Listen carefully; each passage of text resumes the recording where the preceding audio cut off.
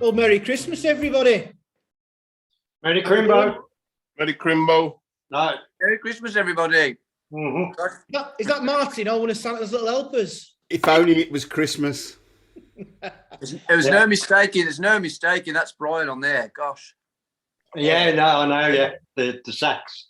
Can only be one horn player, can't it? It's just so bright. That phrasing and that incredible. Absolutely. Well, tonight we're doing a special to Robbie Shakespeare, who unfortunately passed a week or so ago, and Robbie Shakespeare of Sly and Robbie fame, who's played on that many reggae tracks. I mean, we've got a handful of them tonight. I think we've got close to 15 to get through. Wow. And obviously appeared with all kinds of different artists, and unfortunately we've lost another one in 2021, which is dead unfortunate and not old. I think he was 68, so not old. Yeah, the last time we saw them was a couple of years back. Last time we were in Australia, and they were backing up Bishop McLean, who was opening for us at a couple of shows. Right. And Robbie looked great.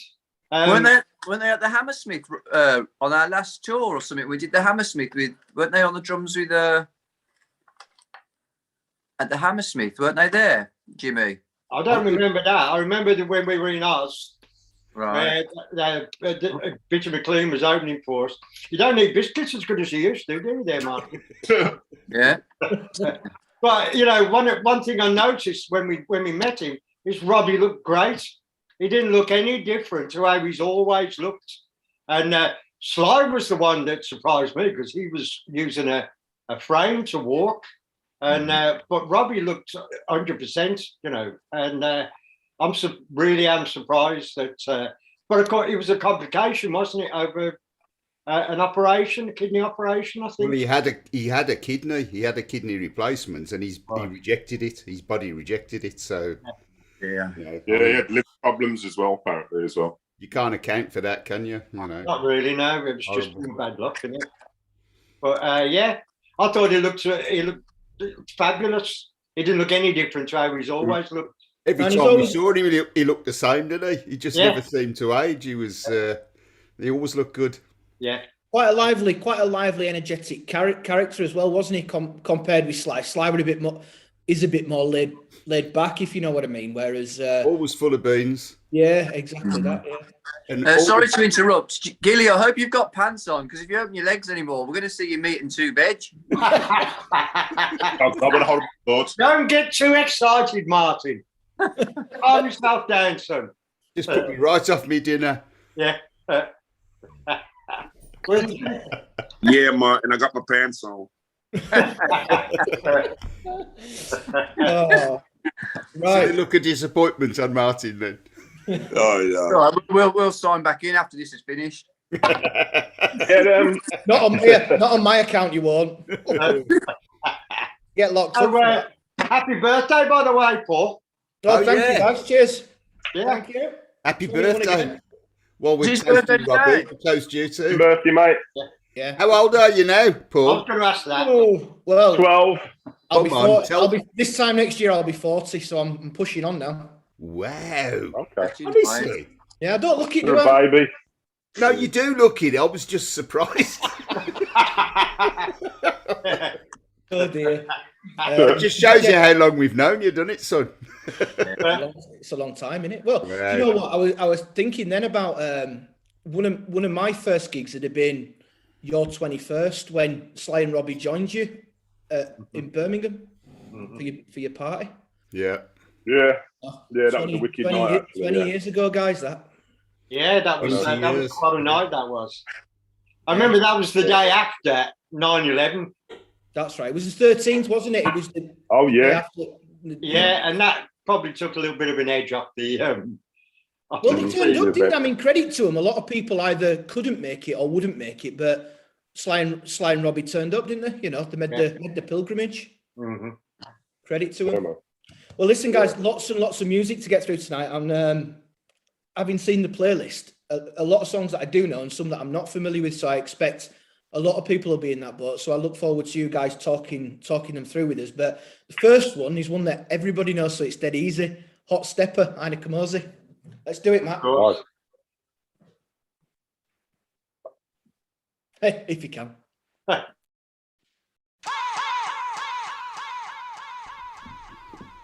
Hit it. Na na na na na na na na na na na na na na na.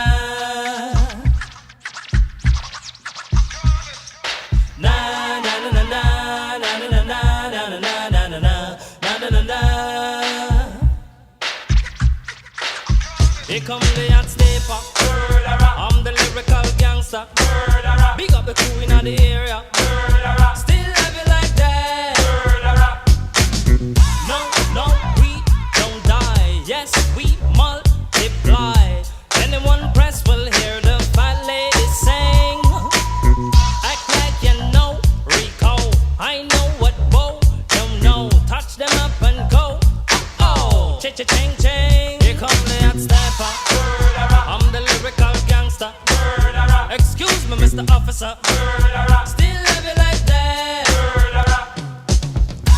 Extraordinary. Juice like a strawberry. Money to burn, baby, all of the time. Cut the fit, that's me. Fit to cut the shit. Come juggle with me. Fix it every time. Here come the hot stepper. I'm the lyrical gangster. Dial emergency number. Still have it like that. Na na na na na na na na na na na na na na. So we do it, man. Na na na na na na na na na na na na na na. Hey, start like a jackrabbit, finish in front of it. I'm the 90s Jack, that's it, understand? I'm the daddy of the Mac, daddy. Is a lucky thing God made me. Ain't no homie gon' play me. Top celebrity man. I'm the lyrical gangster. Excuse me, Mr. Officer. Still have it like that. No, we don't die. Yes, we multiply. Anyone test will hear the fat lady sing. Act like you know G-Go. I know what Bo don't know. Touch them up and go. Oh, cha-cha-ching-ching. Here come the hot stepper. I'm the lyrical gangster. Big up the crew in the area. Still have it like that. Na na na na na na na na na na na na na na. Yeah, man. So we do it. Na na na na na na na na na na na na na. Right. Here come the hot stepper. I'm the lyrical gangster. Big up all crew bow, yeah. Still have it like that. Here come the hot stepper. I'm the lyrical danger. Big up a crew in the area. Still have it like that. Here come the hot stepper. I'm the lyrical gangster. I'm a limit, I'm a danger. Still have it like that. Hey, da da da da, da da da da. Da da da da.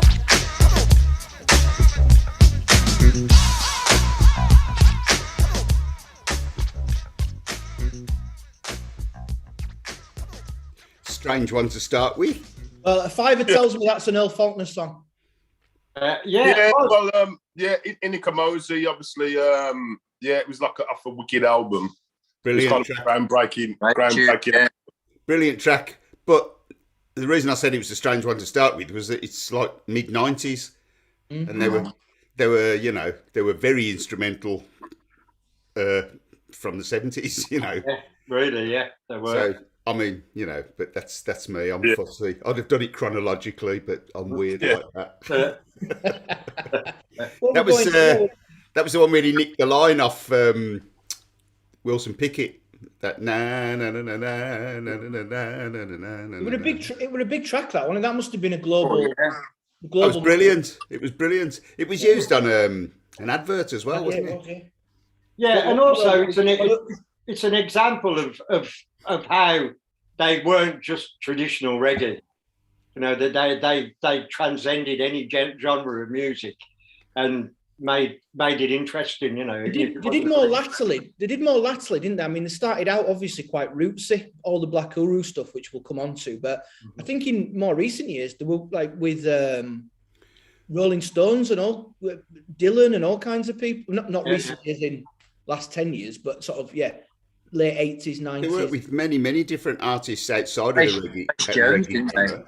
Yeah, I mean, like Robbie started off with playing with Bob Marley. Do you know what I mean?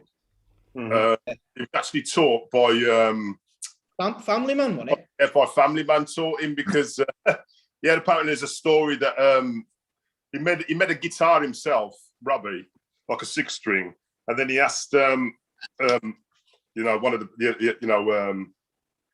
the Barrett brother, to teach him how to play bass, and he's apparently the deal was to stay out of trouble and practice really hard, which he did. He practiced day and night, apparently. Yeah. And obviously became the #1 bass player in that genre. Mm-hmm. Yeah, well, he worked his way into the studio by setting up the other Barrett brother, Carlton, setting up his drums and learning off Family Man how to play bass.